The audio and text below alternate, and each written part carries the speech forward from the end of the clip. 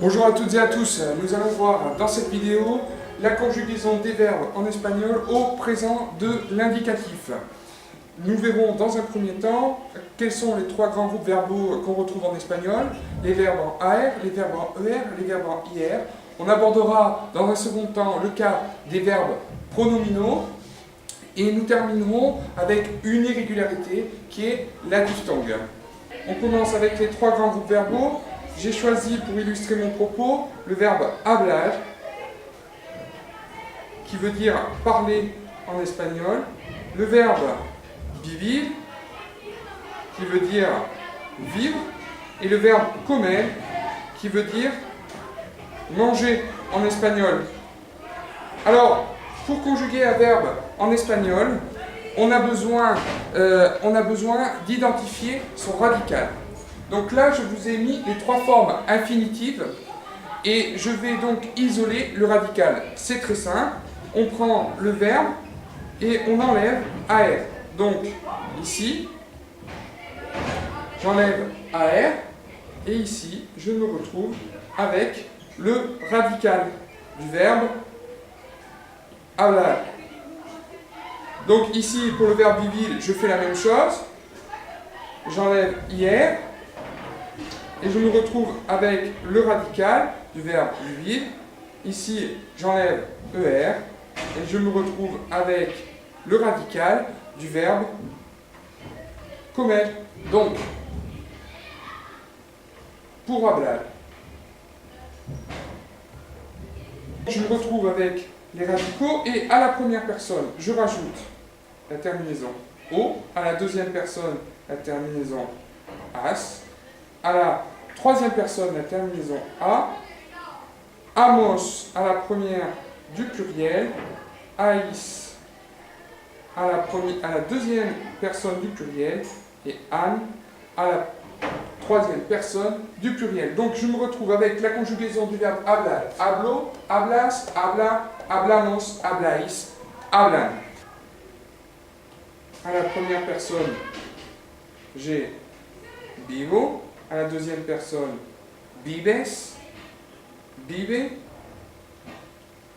vivimos, vivis, et enfin, viven. Donc on a como, comes, come, comemos, comeis et come. Voilà. Et voilà, on a conjugué au présent de l'indicatif un verbe du premier groupe en AR, un verbe en IR et un verbe en ER. On remarque que les verbes s'accentuent systématiquement à la deuxième personne du pluriel, hablais, vivis et comeis, surtout quand ce sont des verbes qui sont réguliers. Donc, on voit dans un second point les verbes pronominaux.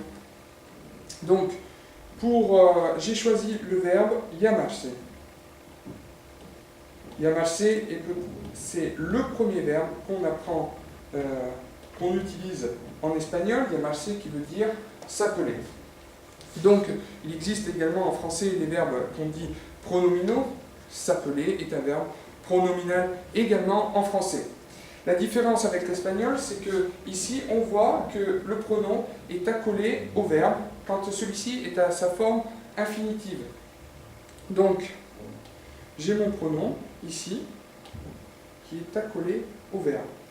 Et bien, quand on va conjuguer, ce pronom va se retrouver devant le verbe.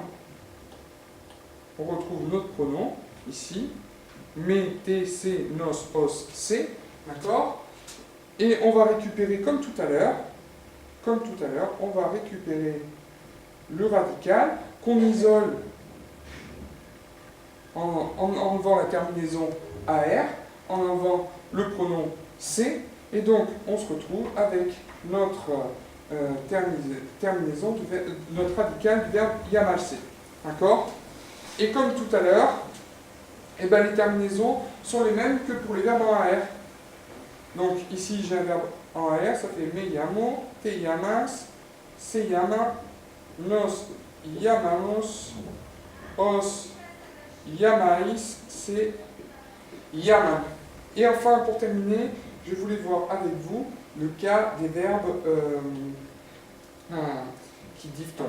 La diphtongaison, c'est l'explosion d'une voyelle en ouai. Ici, le O en ouai. On a aussi le E qui peut exploser en yé. Et en fait, rien ne change, si ce n'est que cette voyelle va exploser en oué aux personnes 1, 2, 3, 6. On se retrouve donc avec un radical qui est légèrement modifié. Donc, on voit bien que notre radical aux personnes 1, 2, 3 et 6, d'accord, se modifie puisque le O explose en oué. Mais en revanche, le O reste aux personnes 4 et 5, d'accord? Et comme c'est un verbe en ER, eh bien, il garde les terminaisons des verbes en ER. Donc, volver, je vous rappelle que c'est un verbe qui veut dire devenir ou rentrer. Donc, on a à la première personne vuelvo, vuelves, vuelve, volvemos, volvéis et vuelve. Et voilà. Donc, on a fait le tour de cette première vidéo. On a vu, dans un premier temps, quels étaient les trois grands groupes verbaux en espagnol, les verbes en AR, les verbes en IR, les verbes en ER. On a identifié ce qu'était un radical, c'est-à-dire l'infinitif moins la terminaison AR, IR ou ER. Et enfin, on a appris à conjuguer les verbes en espagnol au présent de l'indicatif. On a vu le cas des verbes pronominaux. On a expliqué ce qu'était l'enclise à l'infinitif. Je vous rappelle juste que l'enclise se retrouve également à l'indicatif, à l'impératif.